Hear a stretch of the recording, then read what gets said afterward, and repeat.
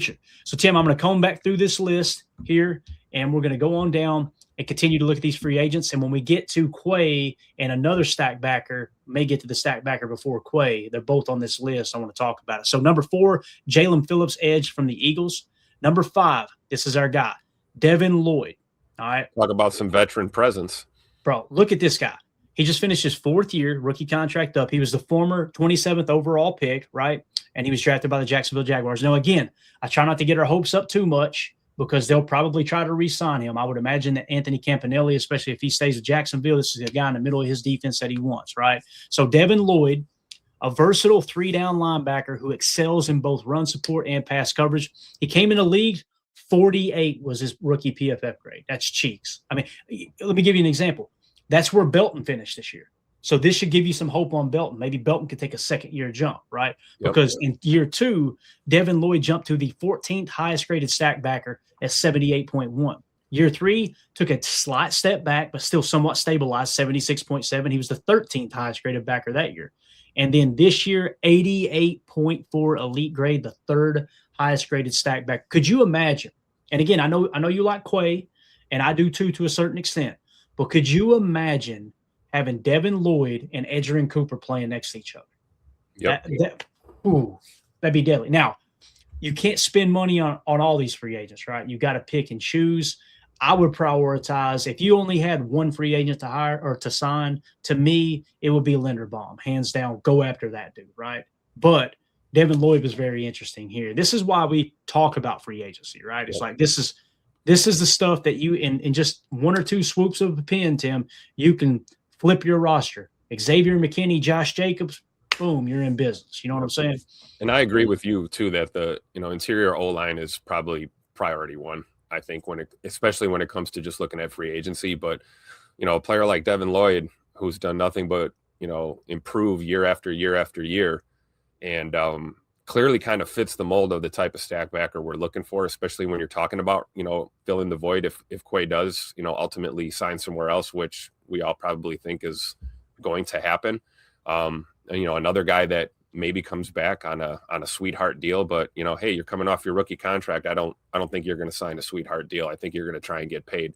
And I'm sure Devin Lloyd's going to try and get paid as well. But it seems like there might be a little bit more of an upside here. And yeah, I could see him pairing up well with Edge Coop. And then, we still got McDuffie for another year or 2, right?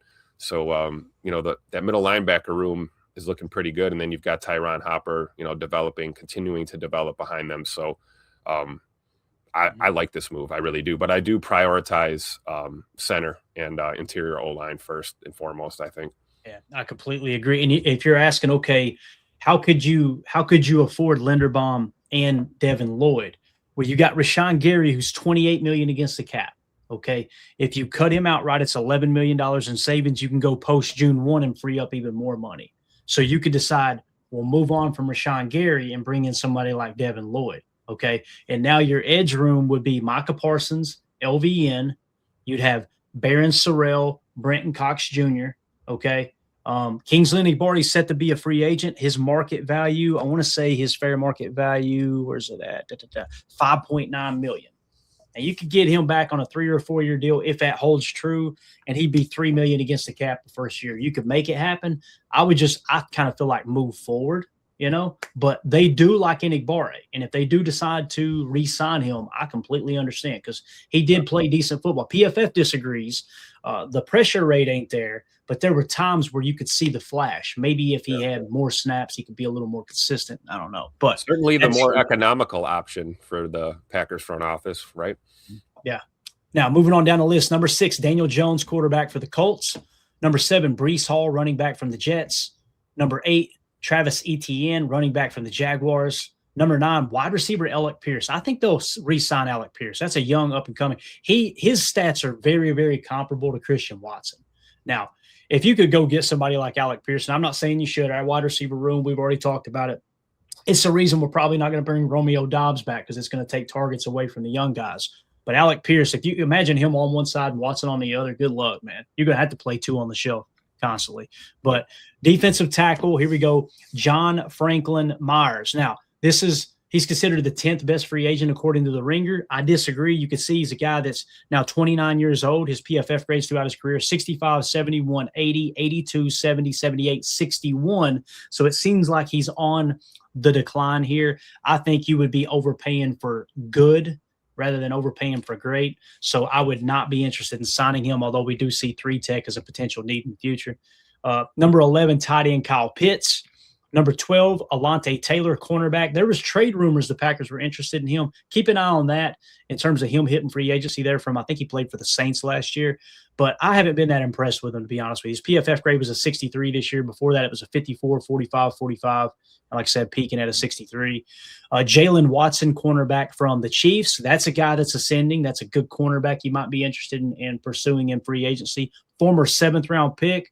Overachiever, 61, 68, 69, 74, ascending in the league in terms boundary of corner too. We need an outside corner. Could be, yeah. Reek Woolen, another one. Now, a lot of people are really high on Reek Woolen. I'm not as high on him. You can see he's kind of declined a little bit, 69, 67, 67, 62. That would be overpaying for good as opposed to great. I would much rather, if I had to choose between those two, it'd be Jalen Watson, to be honest with you. I agree. I'm trying to get down to Quay. So here's Quay. They've got Quay listed as the 15th. There's those PFF numbers. God, PFF hates Quay Walker. So again, the Ringer says he's the 15th best free agent. And this, to me, this has been the story on Quay. You either love him or you hate him, not as a person, but as a football player, right? Yeah. 15th overall, an athletic linebacker who has improved his play recognition and tackling consistency. The reason I push back on PFF getting it wrong with Quay, the passer rating when targeted, he ranked like 77th, right? His stop rate wasn't as good as it needed to be. He makes a lot of tackles, but it's not at the proper depth. Although people would say that he has played, like it says here, he's improved his play recognition and tackling consistency. I feel like his play recognition did get better this year, but not to the tune like you're saying, Tim, of someone potentially paying $15 million, right? Because his PFF grade, 52, 58, 57, 46.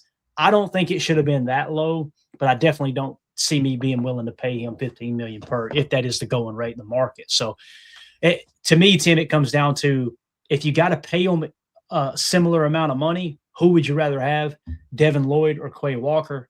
I'm definitely choosing Devin Lloyd there. But what do you think, man? Do you feel any different about that? Or I think you already said you wouldn't be willing to pay $15 million for Quay, no, right? And that's probably my best friend on this football team. Quay is my dude, so I got to take my heart out of this. As bad as I'd like to see him play his entire career here, I think you're right, and I think he is. He's going to hit the market, and I think he'll probably get an offer close to that asking price. Yeah. Certainly north of what the Packers may be willing to pay to keep him around. And also, you got to remember too, guys coming off their rookie contract, it's about years too. We always talk about a 4-year deal is really a 3-year deal. These guys think about that. They're looking for a team to commit to them too. If you are going to, in fact, go somewhere else, sign somewhere else, get your money, you want to know it's going to be for the long haul and not 1 or 2 seasons and you're out of there kind of thing. So, yeah, it's tough, man. I just don't see the Packers paying that kind of money to keep Quay. I really don't. Yeah, I don't either, man. I don't either. And maybe he'll fit somewhere else better, right? He may go somewhere else and blow up. I hope he does. Yeah, Mike Z. Yeah, hey, there you go, right? Mike Z with the super chat. Thank you so much, buddy. He says, if we address the middle of the offensive line and defensive line, everything behind and aside these lines change dramatically, in my opinion. Middle out is the key. Completely agree. You're speaking my language there. And again, if you could find a 3-tech in free agency, be willing to overpay for great. Just don't overpay for good. Now, keep in mind, Devontae Wyatt, $12 million against the cap with that 5th-year option, and you got to give him a contract if you think he's the guy, right? That could just be a Bridget. There's a little bit of what am I trying to say here? What's the word I'm looking for, Tim?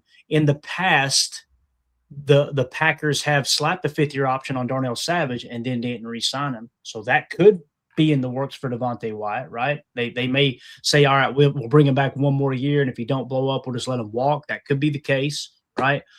Precedent was the word I was looking for. So there's precedent for giving a 5th-year option and not extending, although I do think they like Devontae Wyatt. And I don't think Devontae Wyatt's a bad football player. I just don't see him as a top 10 3-tech.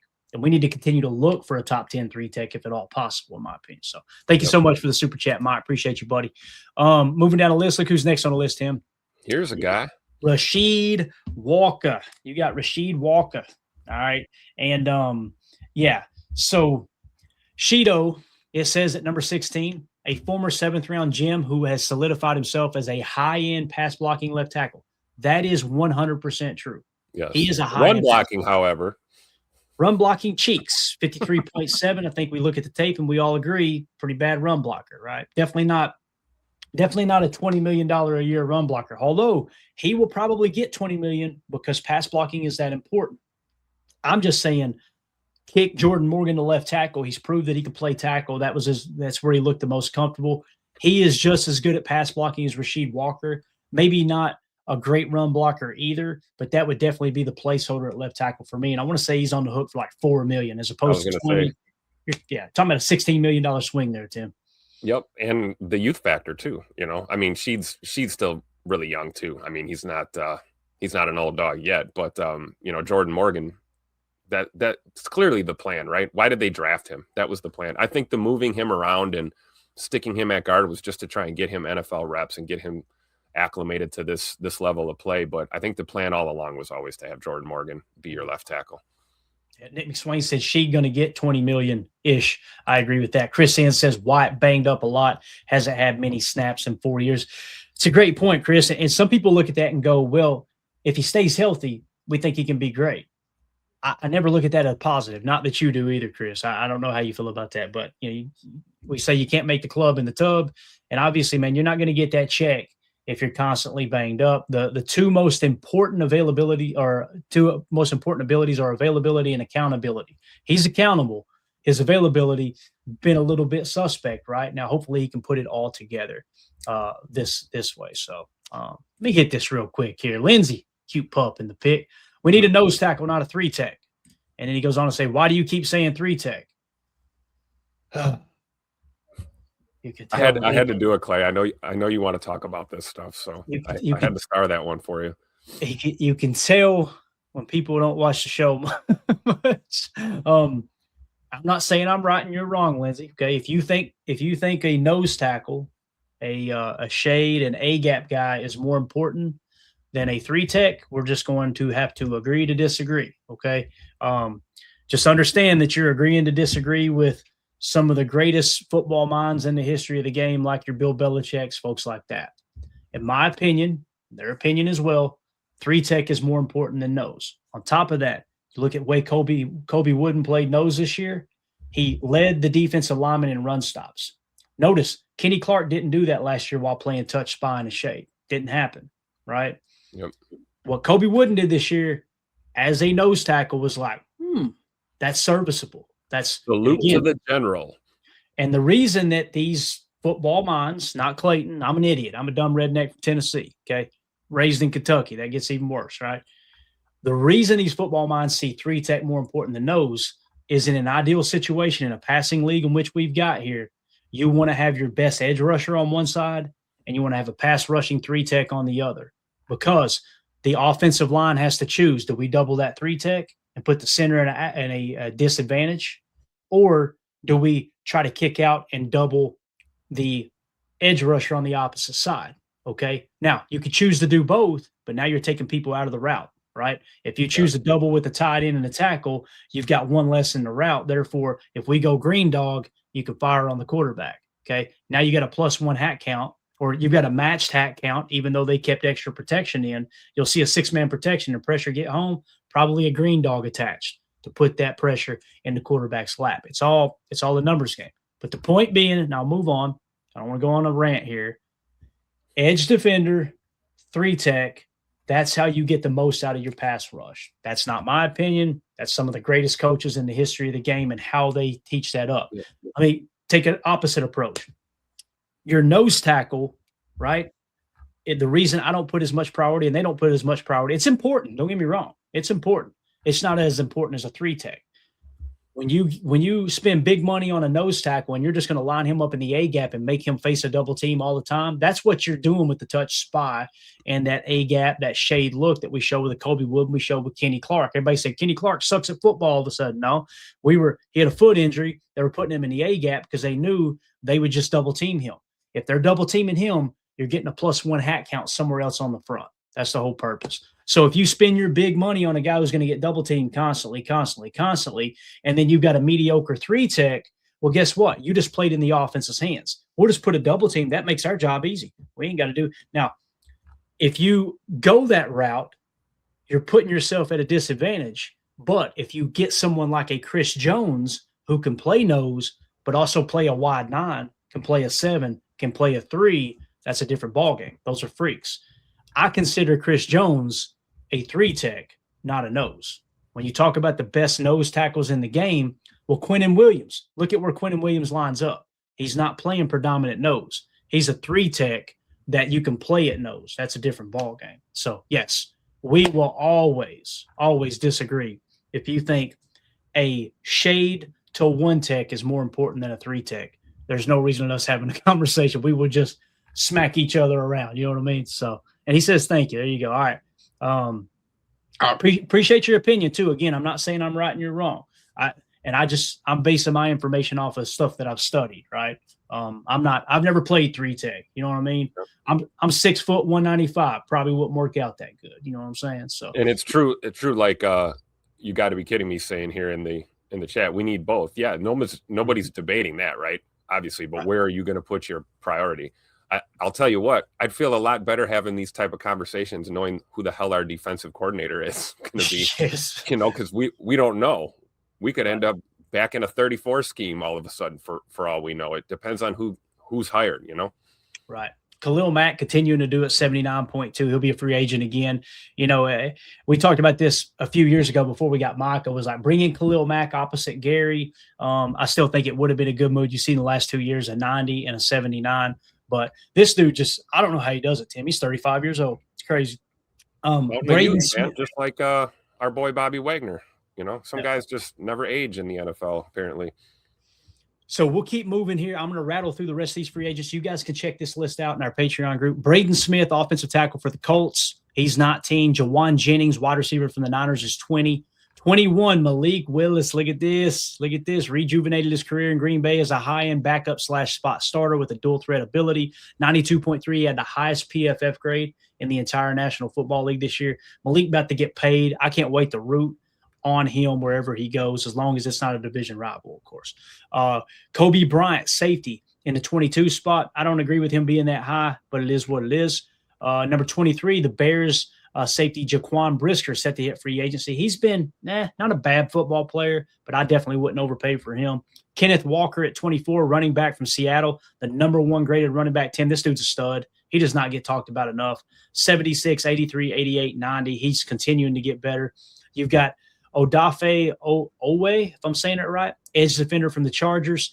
He's in the number 25 spot. Aaron Rodgers in the 26th spot. My man's still holding on for dear life. If Mike McCarthy gets that head coaching job in Pittsburgh and Aaron goes to Pittsburgh, I'm going to lose my mind. It's going to be absolutely awesome, dude. So, what do you mean he's going to come back here after we lose Malik? He's going to back up Jordan. Oh, dude, I would be all about it. Are you kidding me? I know. Yeah. I don't know how Aaron would like that, obviously. No, that's not going to happen. I'm joking. That would be awesome, though. Imagine if he did say, you know what, guys, I'm not the player I used to be. I want to end it in Green Bay. I'm going to take the veteran minimum and back up Jordan. Yeah. The hell with the 1-day contract. We'll do a 1 year. Let's go. I would love that. We know it's not going to happen, but I would love that. Number 27, Javonte Williams, running back. 28, Wan'Dale Robinson from Kentucky with the Giants last year. He's 28th ranked free agent and wide receiver, 70.2 last year. Debo Samuel, looking like he might be back on the market from the Commanders at 29. Isaiah Likely, tight end from the Ravens at 30. 31, DJ Reader, defensive tackle from the Lions. I go, would that work? Nah, a little too old. 30, almost 32 years old. Probably don't want. That's not your answer at 3-tech, obviously, right? No. So, 32, Boye Mafe, edge defender from the Seahawks. Not been a bad player, but he's sitting in the 32 spot.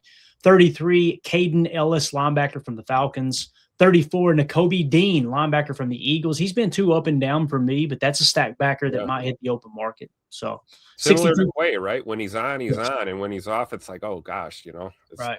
Yeah, I think he'll probably get a similar deal to Quay, though, to be honest with you. You know what I mean? Yep. Jamil Dean, cornerback from the Buccaneers, 81.5 last year. He's 29 years old. That's an aging veteran, might make a little bit of sense of bringing in a cornerback. We'll keep an eye on that one if he does hit the market.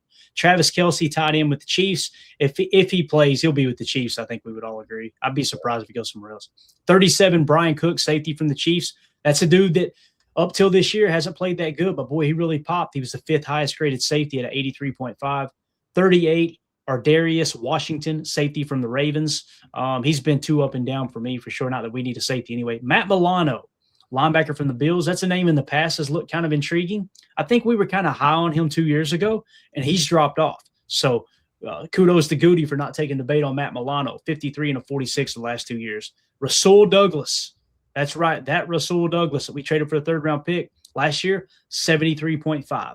Being a little too up and down for me. He's going to be 31 years old. That would be a no for me unless it was close to a veteran minimum. I don't think that'll be the case with Rasul. So those are the top 40 free agents according to the Ringer, along with their PFF grades. If you guys are watching this video back later, let us know in the comments. Is there anybody on that list that grabbed your attention? Also, what did you think about Quay Walker versus Devin Lloyd? Which would you rather have? Let us know in the comments what you think. Make sure you hit like, subscribe, click the bell icon so you're notified when we go live in the future. Tim, we got through the list, and we went over. Surprise, but God, it's so hard to not go over talking ball with you, man. Man, I hear you. We'd be doing a 3-hour live stream if we weren't paying attention to the clock for sure. Yeah. So again, you guys go check that information out over in our Patreon community. The board is coming alive. I'm going to get another link posted a little later today. I got some more info to put in. I want to say we're at 300 prospects who have an actual grade now. There's 800 prospects on the board, and we're starting to mark some of these guys that will probably go back to college until their appeals get approved or disapproved. We won't truly know, but we'll continue to remove those prospects as more information comes in. Tim, is there anything else you want to hit, man? Anything on your mind before we wrap up?